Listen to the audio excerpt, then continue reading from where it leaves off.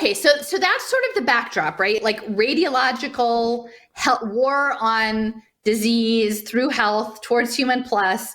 In the meantime, we're telling the story that will keep you enraptured in this and both keep you afraid when we need you to be afraid and keep you uplifted when we want you to feel uplifted, and managing that through radios and movies and soon virtual reality. And so now we've landed on this moment where we actually have people in the Silicon Valley area talking about reality privilege. I've talked about this several times because I think it plays in with the identity politics, is that the material world will never have sufficient resources for everyone. And this is this sort of, Malthusian-based approach to the world. We're not going to fix the real world, but we'll customize your metaverse so that we have more equity and justice there. You'll have more opportunities, not in your physical world, but if you put on this haptic suit, we can give you some opportunities for underserved communities to, ride horses and beyond, go to Tahiti and do all of these things. And of course, this is also going to be baked into the climate narrative and the sustainability thing, right? There are things we used to be able to do in person, but we just won't anymore, like go to work and go to school and visit friends, but we'll do it in the metaverse. And that's because it is the new empire, and that's where the new forms of capital are being created. And that's all tracked on blockchain. So there's this reality privilege. This was a quote by Mark Andreessen, venture capitalist, and his wife, Laura Arrillaga, helped create social impact investing at Stanford. Okay. And Mark Andreessen is a partner in Andreessen Horowitz, so very large venture capital firm. It says, in a recent interview, he broke down reality privilege. Your question is a great example of what I call reality privilege. This is a paraphrase of a concept articulated by Bo Cronin. Consider the possibility that a visceral defense of the physical and an accompanying dismissal of the virtual as inferior or escapist is a result of super user privileges.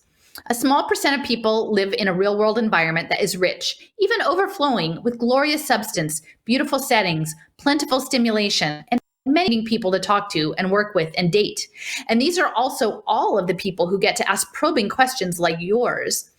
Everyone else, the vast majority of humanity, lacks reality privilege. Their online world is or will be immeasurably richer and more fulfilling than most of the physical and social environment around them in the quote unquote real world. Okay.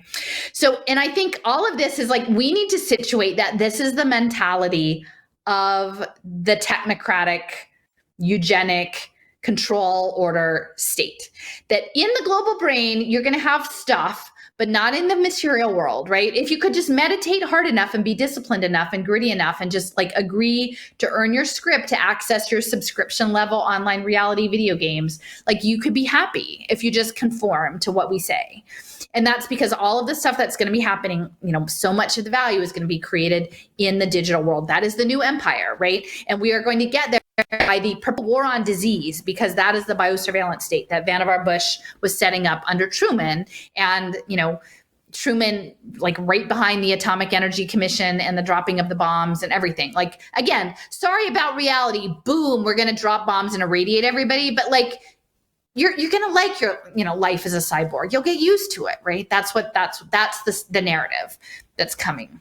Yeah. And that it's just interesting because they take it away from you and then offer it as a reward for behavior, whatever, compliance, I mean, that's just, I can't tell you how disturbing that is to me.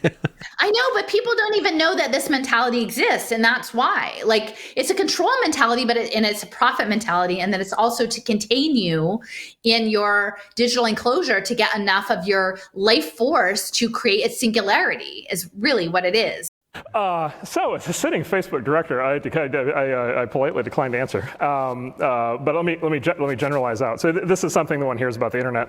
A variation on this, the one hears about the internet a lot. So, let me start by saying that gentleman, I'm sure he's doing fantastic work, and he clearly means well. I really, really deeply disagree with everything he just said, and the reason is because, not just because I had some role in creating the whole thing, but a friend of mine named Bo Cronin, who works in VR and is an advanced thinker on these things, has a term he uses called reality privilege. And so it's the view from the box seats. It's the view from it's a view from places in the world. That's exactly the kind of view you get from places in the world in which there are super rich real world experiences to have, right? And so you grow up in an upper middle class community, probably on the coast. You have these incredible schools. You have these incredible enriched activities. You have all these after school activities you should do. You've got all these incredible people to talk to. You go to a college campus. You get to hang out with all these incredible super geniuses. For the 0.0001% of the population of the world who gets to do all those things, then this internet thing is a big step down. For everybody else, the internet is a giant step up, right? Most people don't have that level of reality privilege. Like most people grow up in places where there's a much higher level of what you might call intellectual deprivation. There's just not that many people around to talk to. There's just not that many interesting things being discussed. There's not that many great experiences to have. It's hard to learn new things. The schools aren't good. I mean, most kids in the world don't even go to school, or go to school up to the grade 4, grade 6, or grade 8.